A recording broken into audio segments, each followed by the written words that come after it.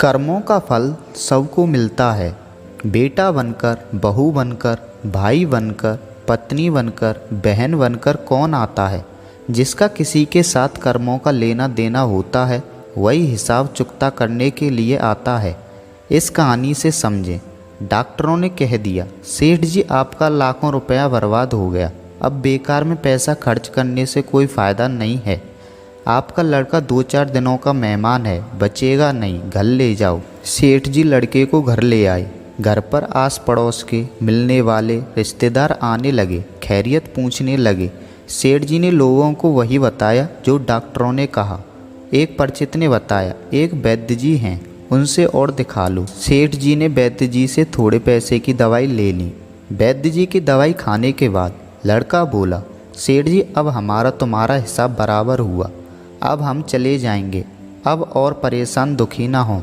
सेठ जी बोले, बेटा तू कैसी गैरों की सी बात कर रहा है, लगता है तेरा दवाओं के ज़्यादा खाने से दिमाग खराब हो गया है। नहीं सेठ जी, मेरा दिमाग खराब नहीं हुआ है। सुनो अब मैं तुम्हें बताता हूँ, ध्यान करो। 22 साल पहले तुम्हें खूब ध्यान होगा, मैं वही करण हूँ जो राजा के यहाँ एक सैनिक की नौकरी करता था। मेरा माँ बाप भाई बहन कोई नहीं था, मेरी शादी भी नहीं हुई थी, इसलिए मेरे पास जो भी पैसा बचता था वह सब तुम्हारे पास जमा कर देता था कि बुढ़ापे में यह धन मेरे काम आएगा। एक दिन लड़ाई के समय मेरी घोड़ी मेरे लाख रोकने पर भी नहीं रुकी और मुझको दुश्मनों के पास ले गई। दुश्मनों ने मुझे मार दिया, घोड़ी को भी लड़ाई में चोटें आईं और कुछ दिन बाद वह भी मर गई। मैंने आपके यहाँ जन्म ले लिया तथा उस घोड़ी को मेवपुर गांव में श्यामा सेठ जी के यहाँ लड़की का जन्म मिला।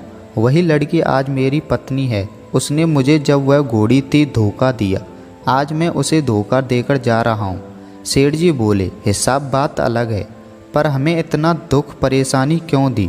लड़का बोला, सेठ जी जब आपने मेरे मरने का समाचार सुना तो आप सभी लोग कितने खुश हुए थे, घर में खुशी ही खुशी थी। चलो मर गया, अब उसका पैसा लौटाना नहीं पड़ेगा। अब हमने अपना पैसा भी चुका लिया और जितने दिन आप सब लोगों ने खुशियाँ मनाई उतने दिन दुखी भी हो लिए।